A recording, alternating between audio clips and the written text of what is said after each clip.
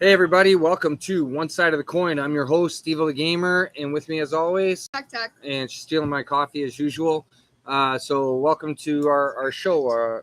We haven't been able to do our regular weekly stream for Genesis due to the Lost Star. It looks backwards on the screen. It is backwards, but yeah, Lost Star. Tabletop gaming outfitter who hosted the circuit event for Genesis that we participated in all the way from Gig Harbor, Washington.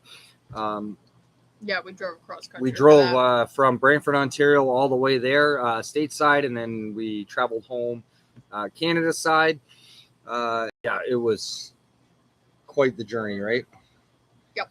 So we had stated in a previous stream on the way there, we had a bit of a mishap with a car tire, flat tire, yeah. Getting there, but yeah, we got through it okay. Let's talk about the event. So what'd you think? It's fun. I really like the community they had there and the people that played. They're really cool people. Yes, the community was absolutely amazing. They welcomed us with open arms, very friendly. Kind of had a feeling like more or less we had like a celebrity status almost kind of thing. It was really super cool. They gave us room to set up to do some streaming. We streamed the majority of the actual circuit event, the gameplay and whatnot. And yes, of course, Leslie was there, one of the artists for Genesis. So we got to engage with her. We did a stream, a little bit of an interview with her alongside with Joey from Haunted Castle Games. And yeah, so it was super awesome. She was actually working on an art piece at the time. I'm pretty sure it was Sarah with which she had stated was like a blood donut or something like that. And absolutely incredible. Her artwork got some signing done, right? She signed a whole bunch of stuff for us and whatnot, and to talk with her. There's also too what she introduced to us. You remember? We bought all the stickers. We bought some pins. Yeah, she had her own little art thing going on. She had little guys, bunch of little characters and whatnot. Like I guess she's making a storyline out of it, so to speak, or whatever. So we got to see all that kind of stuff. That part. Yeah, she showed me on her phone that apparently she's got some strips, comic strips online or something along those lines. So I had seen some of them where she put them into like little things, like the one Rhino, even though he looks really tough, he's a little sweetheart. Yeah, he's supposed to be a sweetheart. Yeah. And the turtle has the shell is like a mailbox on the back and stuff like that. It was super cool to see. Really cute looking artwork, right? She is an absolutely amazing artist. So to gain that experience, right, to actually meet her and have conversations with her was super awesome. She was like more or less set up right beside us for our streaming station, whatnot. But I have never walked into a place and had so many people that I've never seen come up to me and be like, "I know you." Yeah, right. I was like, "What?" They're like, "Yeah, I watch you." I'm like, "Hey." Yes. I don't know you. But so thank you to all the people that were there that were not just playing in the tournament, but the hosts as well, the staff of Lost Star. Absolutely amazing people. You ever get a chance to get down there and see them, visit them, super amazing store, really cool. However, size was a bit of an issue. It was a small store. Yeah, it was a little bit small, a little bit crowded. The fact that they had 24 players max registered. Not sure why it was dropped down because it's supposed to be 50 for the circuits, but walking into the store is like, where are they going to fit 24 players, right? It was really tiny. Not 100% sure they were able to accommodate the 12 of us that actually played in the tournament, which was cool. It still felt a little bit of on the crowded side.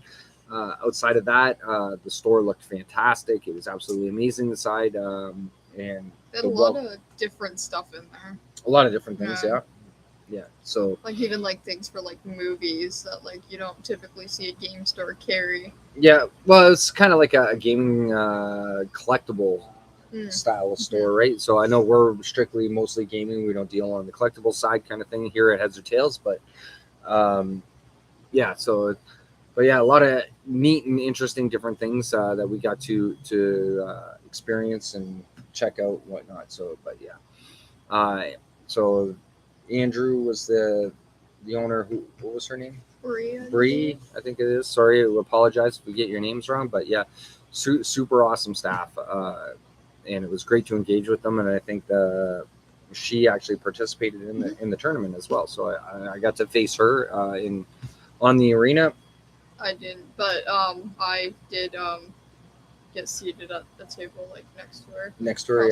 Yeah. So she was super nice to play against and whatnot. So we were sitting there. To me, at one point, it was me, the Hello Kitty guy, and then the Hello Kitty guy. Yeah, the Hello Kitty guy, and then the Yellow Mask guy, and then Bree. We were all sitting there, and then Hello Kitty guy was like, "Oh, we should do like we should do the 4-player, right?" And we were making jokes about it because the maps were like right next to each other. And we were like, we should do like a 2v2. I'm like, we could make that happen. It would work. I don't think it would coincide very well with the actual tournament. But yeah. It's like, whatever like the one team gets, you get that for like both players, and like that you kind of, so it's like if like the one-sided won 2-0, they would get the 2, and then like both players on the other side would get the 0. And it just good. We should try that one day. Should try. Well, never close-minded when it comes to alternate formats for Genesis, right? But you're gonna play with 2 mats. You don't just play with 1. Play with 2 mats. Yeah, play with 2 mats. Oh. So it's like a little. That's a huge arena. 6x10 or whatever the hell. Yeah, would be 5x10. No. 5x6. No, 10x6. Yeah, 10x6. Yeah, I forget how it's 6 going across and 5 across. Yeah, that's right. 6 going across and 5. So I play with my board sideways. Maybe that's why I lost it. Anyway, I'm just kidding. The tournament itself was engaging with this community. So apparently there was a couple of players that came up from Reno, and where's Reno? It's down in Nevada, so it's close to Las Vegas. Reno, Nevada. Okay, yeah, Nevada, it's in the States. It's lower. It's further down. So a couple of players came up from there, and I think one of them actually took second place, which I think I faced him in the Swiss round. Ended up I beat him, but the guy that actually beat me in the top 4, he was playing an actual mirror deck. So what I mean by mirror deck is that we are pretty much playing the exact same deck kind of thing. So, and I already got the slack from my own community when I came back. They're telling me it's like, because I know Will had reached out. I got yelled at, because he had reached out to me and he had asked why I didn't use my forethoughts, right? So, which I should have, knowing very well that within my forethoughts, I had the potential of actually defeating my own deck using my forethoughts, right? So, I mean, all said and done, doesn't really matter. I had a fantastic time playing and really appreciate the experience. One key thing that I really enjoyed about the tournament was the fact that after every single match, the players actually engaged with me. They wanted to ask questions such as like, how do I improve on my timeline, or what would you do, or looking for suggestions, right? Or even about the gameplay. It's like, well, if I was thinking of doing this, what do you think, kind of thing, right? And we'd re-rock through the scenario of the actual gameplay, right, kind of thing, and giving them suggestions. It's like, okay, well, know when to play this, know when to play that kind of thing, which is a key element for Genesis. The fact that your strategies could win you the game over your timeline, right? It all depends on what you're playing. Mm-hmm. So another one of my key downfalls was, I went flawless. Opening hands were all fantastic all throughout the Swiss round, even the top 8 round. It was bound to happen. It was just totally bound to happen. Jinxed, yeah. I got jinxed more or less. And then the opening hand on that top 4 round was the worst hand I could possibly get, right, using this timeline. So, however, I think the timeline, like his timeline was so close to mine, he used a couple of different cards, but you can more or less check it out, the timeline that he used. I'm not sure if mine has gotten posted up yet by Haunted Castle or by Genesis, right? To show what was in the timeline kind of thing, especially the forethoughts. Should have used those thrusts, pulling the tsunamis out and throwing the thrusts in. Could have gave me a bit more advantage against my own deck, right? Or same style of deck. But all said and done, great turnout. Yeah. Great gameplay. Love the community. I can't stress that enough. So, but journey home, crazy. What'd you think? What did we do on the Sunday after? Yeah, that was fun. First we did laundry. Laundry at the hotel. Yeah. We did laundry at the hotel. Yeah. But yeah, we went to first, actually, no. We went to the farm first. We went to see kangaroos. Kangaroos, yes. It was a kangaroo petting farm. Petting farm, yeah. This place was absolutely fantastic, right? It was like when my wife told me about it, she's like, "Oh, wanted to see a few things on the trip home, right? Stop at a few places." She wasn't even going to tell you. She wasn't going to tell me. She was going to surprise me, but she knows my feelings about zoos, right? I'm not a huge fan of them because I don't like seeing animals caged up and whatnot, right? But I feel they should be out in the free, right? So it's like I was a little skeptical, but the fact that she said kangaroos, right? And it's like I've never seen a kangaroo in person kind of thing. So it's like when we got there, it was a little bit different than a zoo. It was kind of more open concept. The animals were they had a lot more space and whatnot. Like, I literally saw like they were caged up. I saw a rooster in the middle of the road, for crying out loud. Like, there was chickens running everywhere throughout this entire place. There was right? one little baby one we saw. He was like, little tiny one following the mom around, right, throughout the courtyard, right? People are just walking all over the place, and there's all these chickens and peacocks. There's peacocks walking all over the place, right? There were other birds. I don't know what they were. I think they were similar to peacocks, maybe, but they look like Skeksis from the Dark Crystal. Yeah. I got a picture of the one. I'll show you it after. Could have been a vulture because they did have might have been. I didn't see it. Yeah, it was. So they had one. It was in the cage there. The one cage next to where the lemurs were. Oh shoot, maybe that is the one that I got. No, it wasn't, because the one that I got a picture of was just sitting there in a tree. But yeah, there was when we went in to see the actual kangaroos, it was just open concept. Like there was kangaroos running around us all over the place and lying down. We could go up and pet them, feed them, whatnot. And I actually got hugged by one. It was. I have a photo of you. The kangaroo's arm is on your arm, and you were face to face with this kangaroo. The ear is inches from this kangaroo's face. It was such a great experience. There was one kangaroo that had a baby in its pouch, but we could see the baby moving, but it didn't come out. It didn't come out. No, but we saw the baby move, which was really, really cool as well. But yeah, other than that, we stopped at White River in Northern Ontario. We stopped at the beach too. On the way we stopped at the beach, yes, because my wife had to actually step in the Pacific Ocean, so she didn't even step in it. We put our hands in it. But I have touched both waters now. Yeah, I think she stepped in it when she took Shiley on the Saturday while we were at the tournament. But I thought that was a different beach. Hi. Could we look at Black Star promos for Pokemon? Sure. What's that one? It's a Pokemon binder. Well, I know, but where?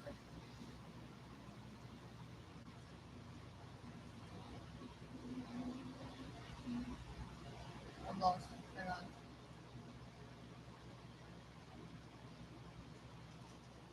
There's right, the green one. Yeah, there you go. You got it. Perfect. Thank you. There's so many of them. Yeah, we have tons. But yeah, she wanted, because we've been out east to Nova Scotia, which I used to live out there for a couple of years, and she wanted to experience being out the East Coast. Dude, I got to drive a boat. No, binders have to stay on the counter. Sorry. I got to drive a boat over in Nova Scotia. In Nova Scotia, yeah, but on the west coast. So she actually wanted to go and be in the Pacific Ocean, which was really cool. So we did that. It was really cold. It was cold, freezing cold water. And then we crossed back over into BC. But oh my God, that was absolutely ridiculous, the amount of twists and turns and the mountains, right? The scenery was absolutely beautiful. Loved it. However, the The drive took us a little bit longer than what we anticipated because of we all were the losing hours. well, we lost hours after we got back towards like Saskatchewan, Manitoba way, but the twists and turns and how long it took us to get through those mountains. When Mom asked you if you wanted to go, like you stay on a road like what we were on, it was just like a flat road, or go on a different one, the look on your face, you were like, stay on this one, stay on this one. You were like, no, stay, I like this one. Wanting to do alternate roads, right? It was a little bit on the crazy side. But flat or twists and turns, that's like flat. So like, we didn't make it as far the first night coming back Canada way, but to the outskirts of Alberta, just around the mountains and whatnot. But once we hit Saskatchewan, flat land, dead straight, just traveled right straight through. So, and then stopping in White River because my wife Kiko, she's huge Winnie the Pooh fan, right? So learning the history behind actually where Winnie the Pooh originated, seeing there was a big huge statue, a tree, Pooh sitting on it. We got pictures of, and then the museum of all the antiques and stuff like that back from the era where Winnie the Pooh was discovered, right? So and those who are into Disney and know Winnie the Pooh was an actual black bear, and learning the history behind the soldier that adopted it and took care of it and stuff like that. I just realized something. So Mom was explaining this because the Winnie came from the black bear that was it Christopher's grandfather or dad had? Dad. Okay, yeah. So his dad had before he went off to like the war, and then before the bear went to the zoo.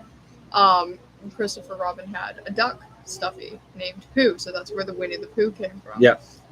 I wonder if that's why they made him yellow, because he had a duck. Yeah, the could duck, be. Yeah. Disney.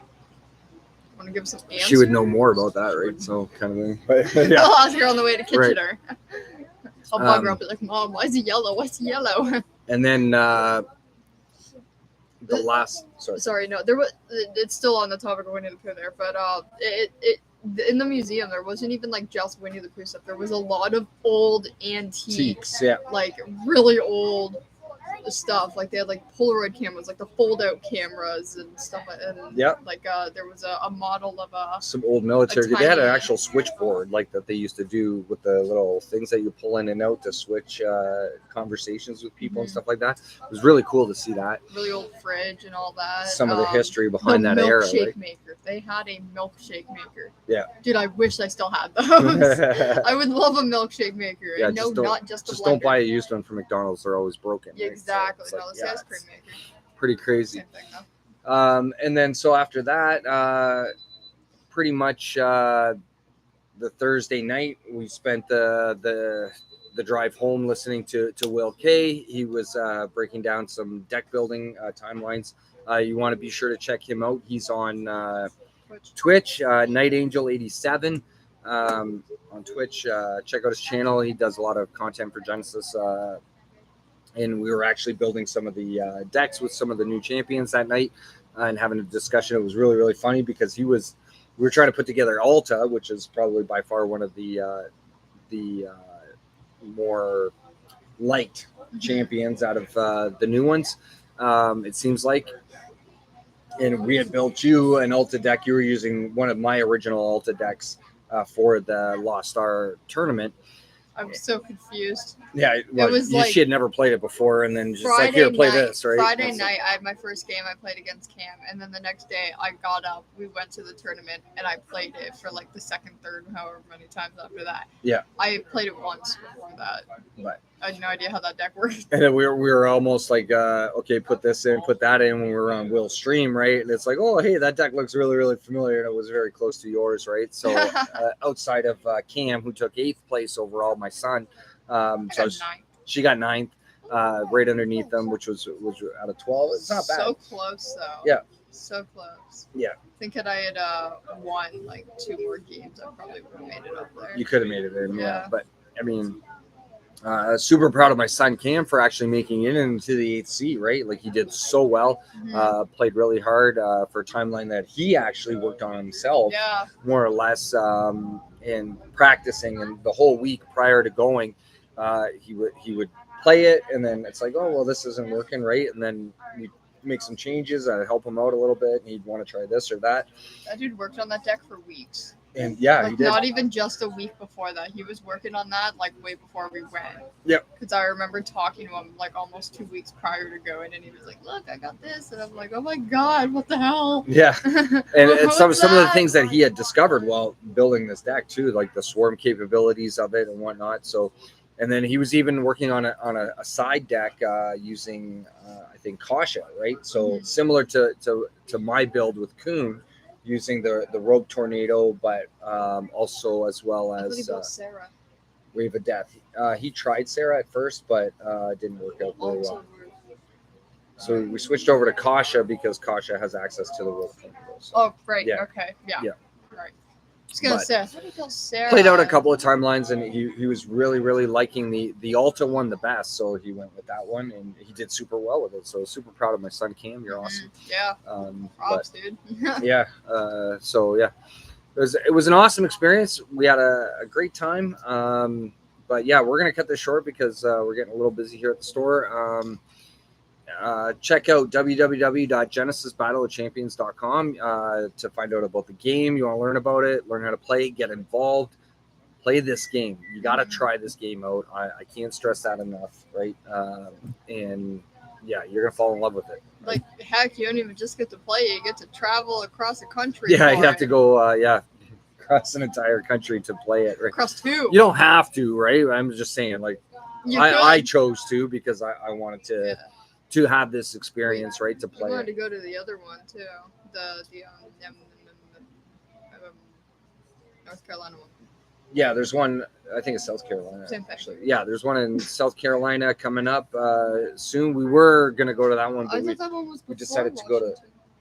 No, I think it's coming up. I still. Hey, Will. Yeah. When's South Carolina? September 7th. There you go for South. 17th for South Carolina, and Dragon's World's October, right? Yeah, and we're going to that one, right? Maybe. Gonna try to and plan it out, but we're not 100% sure yet. But those are the two next circuit events that you're gonna want to check out to participate. Potential of winning $2,500 for first place, and then so much money, man. It is. Much money. It is, yeah. But yeah, top 8 gets a guaranteed seat into the World's Championship, which is supposed to be held in Bonn this year. Which is going to come up in November. So time's ticking away. And yeah, 1 second. We're just finishing up a stream here. And yeah, so get involved. Check it out. Matt, thank you to going out to Sid for creating Genesis for us, a game that we love to play so much. Making Haunted Castle games. Making the company Haunted so Castle make games. the game. 100%. So check us out. We're going to be back on regular schedule every Thursday evening, roughly around 7ish or so, to broadcast. Yeah, we may throw in some additional streams. Like and subscribe to our channel. We really appreciate it. We're up to 211 now, so it's super nice. Awesome. We're still climbing. Yeah, we went up some more, so it's awesome. Greatly appreciated and appreciate all your support. Spread the word. You want to learn out more about Genesis? Come and check us out. So on behalf of One Side of the Coin, I'm Steveo the Gamer. Mack-Attack. We will see you next time. Bye. Fix my little leg warmers.